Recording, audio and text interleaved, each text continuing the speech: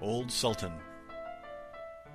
A shepherd had a faithful dog called Sultan, who was grown very old and had lost all his teeth. And one day, when the shepherd and his wife were standing together before the house, the shepherd said, "I will shoot old Sultan tomorrow morning, for he is of no use now." But his wife said, "Pray, let the poor faithful creature live. He has served us well a great many years, and we ought to give him a livelihood for the rest of his days." "But what can we do with him?" said the shepherd. "He's not a tooth in his head, and the thieves don't care for him at all. To be sure, he has served us, but then he did earn his livelihood. Tomorrow shall be his last day, depend upon it." Poor Sultan, who was lying close by them, heard all that the shepherd and his wife said to one another, and was very much frightened to think that tomorrow would be his last day. So in the evening he went to his good friend the wolf, who lived in the wood, and told him all his sorrows, and how his master meant to kill him in the morning. "Make yourself easy," said the wolf. "I will give you some good advice. Your master, you know, goes out every morning very early with his wife into the field, and they take their little child with them and lay it down behind the hedge in the shade while they are at work. Now do you lie down close by the child and pretend to be watching it, and I will come out of the wood and run away with it.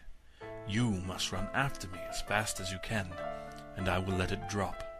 Then you may carry it back, and they will think that you have saved their child, and will be so thankful to you that they will take care of you as long as you live." The dog liked this plan very well, and accordingly so it was managed. The wolf ran with the child a little way.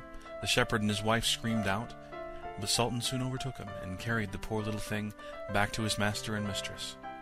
Then the shepherd patted him on the head and said, "Old Sultan has saved our child from the wolf, and therefore he shall live and be well taken care of, and have plenty to eat. Wife, go home and give him a good dinner, and let him have my old cushion to sleep on as long as he lives." So from this time forward, Sultan had all that he could wish for. Soon afterward, the wolf came and wished him joy, and said, "Now, my good fellow, you must tell no tales, but turn your head the other way when I want a good taste of the old shepherd's fine fat sheep."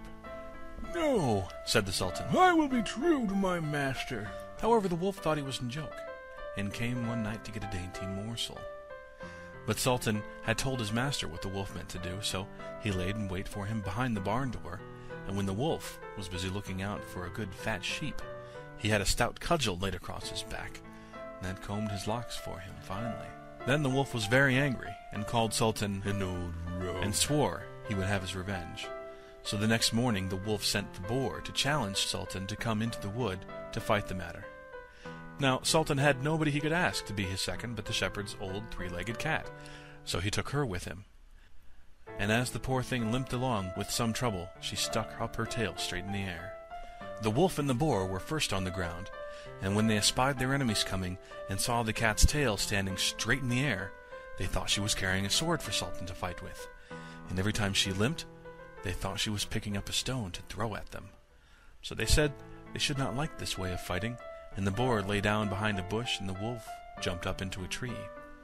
Sultan and the cat soon came up, and looked about, wondering that no one was there.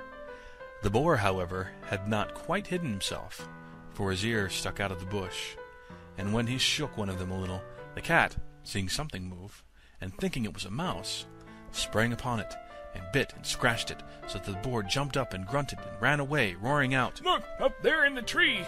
There sits the one who is to blame!" So they looked up, and espied the wolf sitting amongst the branches, and they called him a cowardly rascal, and would not suffer him to come down till he was heartily ashamed of himself, and had promised to be good friends again with old Sultan.